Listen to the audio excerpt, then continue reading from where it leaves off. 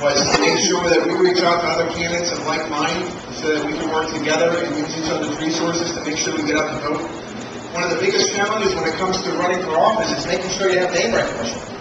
And so we thought, and I'm sure the other candidates believe this as well, that if you can connect with other candidates that are like you and share the same basic ideology, it helps build name recognition. Of course, we're all piggybacking off of Jason's tonight, it seems, based on the applause he received, but that's what it's about. This is the grassroots politics. And for me, in my race, when it comes to David Price, name recognition is going to be critical. After you've been in office 24 years, 24 years in the last 26 years this guy's been in office, I guess you get pretty high name recognition. And while we've done a couple of polls and we see some weakness in David Price's effort in 2010 and some strength in ours, one thing that never fails in the polls is how high his name recognition is. So this is what this is about, standing before the people that live in the local communities, getting eyeball to eyeball, sharing the stage with other candidates to make sure you all know who we are. So that when you get to that voting booth, and you may not know everything we stand for, at least you know the name, you have some respect for the person behind that name, and you understand they have some common sense, and they're on your side. So this is what this is all about. I think it's a great event. Look at all the people here. It's fantastic. And it reminds me of last night. I was the first speaker last night at the Raleigh Tax Day Tea Party.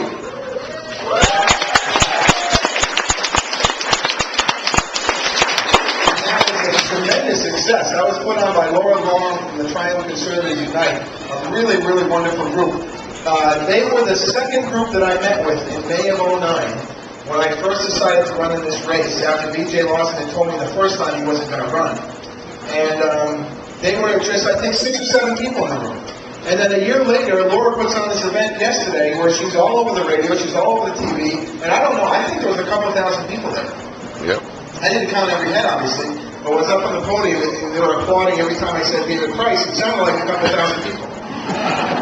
And the message there is pretty simple. Everyone's a little angry. Everyone's a little upset about what's going on in Washington, D.C. This socialist kind of agenda that's been put forth in a way that's uniquely un-American. And we have this kind of post-American president before us right now who's out there apologizing for America across the world, embracing our foes, pushing aside our allies. Every day coming out with a new spending program. We know every dollar we spend now is a dollar we have to borrow tomorrow. When we have a $1.5 trillion yearly budget deficit, I hope everyone realizes that we simply cannot spend any more money.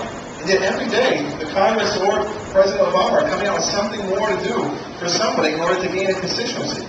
It's really kind of frightening because it suggests they really aren't keeping their eye on the ball. If we were to not be able to auction any more Treasury bills or Treasury bonds on Monday, we'd be cash flow negative? That our whole federal system would come to a halt, including the greatest institution that's still left in the United States government, that is the U.S. military? We're in Iraq, we're in Afghanistan, we're around the world protecting our economic interests and our allies. And yet, if we could not raise another dime, all of it would have to stop. That's how much in danger we are. Try running your household like that. And these are some of the reasons that I'm running, because someone has to step up and do the dirty work. My background is economics and finance. I'm uniquely suited right now to step into Washington, D.C. and take on the challenge that confronts us from a fiscal perspective. To understand the transmission mechanism between what goes on in Washington, D.C. in terms of spending and taxation and how it impacts Main Street. And I know we have small business owners right here in the room who are on the front lines of what's going on in Washington, D.C. right now in terms of where they're going to gain revenue and how they're going to constrain their ability to do business. And this is a real problem because, as you all know, government does not create jobs. Oh, wait, hold on a second. We're going to get 16,000 new jobs at the RFC. And the government payrolls have expanded to over 2 million people. So I guess that's a little bit incorrect, but I think you get my basic point. Private sector creates jobs. And we've gone through a couple stimulus job packages in the past couple of years. And now, I don't know if you heard this last week, Barack Obama was a little upset that Congress did not jump on board his latest effort at creating a stimulus package in the jobs bill, which was another $80 billion. And yet, every time we hear them speak, they tout the success of the American Recovery Act passed last year for $780 billion. So I wonder, if that bill was such a success, why they keep adding more and more of these jobs bills? Now, of course, it's common sense that tells us, because obviously the first one failed, and they're trying to play politics of the year when they're at risk.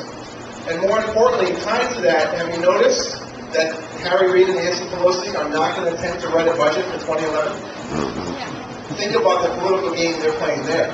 They know that if they attempt to take on the budget process right now, having battled with American citizens for the past year and a half on card check, on cap and trade, on health care, on nuclear, or change on nuclear posture, on unemployment extension for people that have been on unemployment for 99 weeks, they're afraid to take on the American public again, especially when they know they're already vulnerable in November. So they're literally not going to write, it seems this way, they could change because pressure's going to come there.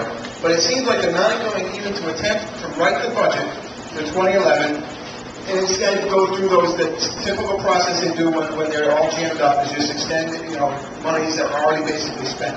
And this is not the way we want our government to be run. It's not the way you would run your household.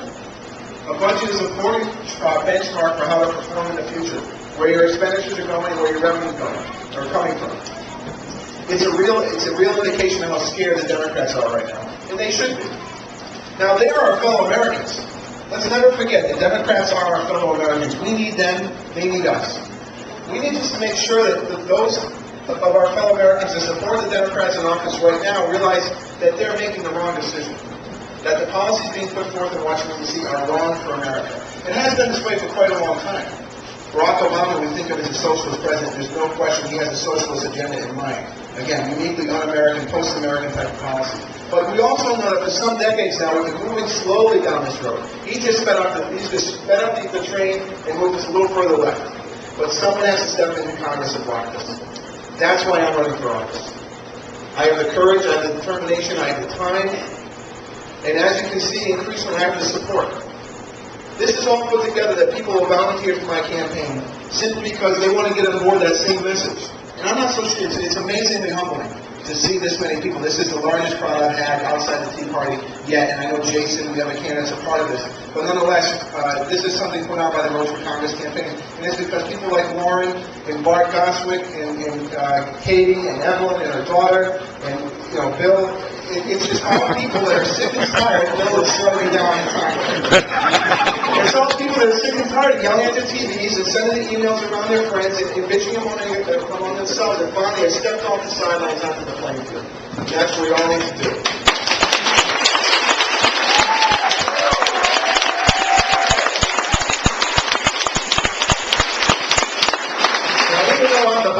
Apparently, my time is constrained as well. Since Rick Smith was so nice to constrain his words, I'll constrain mine. And I'll just say a couple other things. Early voting is underway. Some of you have already voted for me, I'm certain. We have a long way to go. I do have a real primary on my hands. My main primary opponent is someone who has a position of ideology that's not helpful for America. If you want me to take on David Price, you have to get me through the primary process first. Which means right now, what I need most of you is your vote. And what you need to do is go back to your friends and families, your colleagues, your siblings, your spouses, and say, okay, you got to vote for this guy, Frank Roche. He's got the right thing in mind. It's basic common sense. He has the courage to do it, and he seems like a decent man. Now, you can't tell that from a distance, but come close and you can see that I'm a decent man. Anyway, my website is rocheforcongress.com, R-O-C-H-E. I want you to visit the site in the next few weeks if you haven't voted. Get comfortable with the fact that I'm the guy that can help you save the future, because we do not want to fail a nation state in our lifetime. Thank you very much. I'm going to give this back to Lauren, and then we're going to have some more fun with the band. You can move the chairs aside and dance or whatever you want to do, but thank you all very much. Yeah.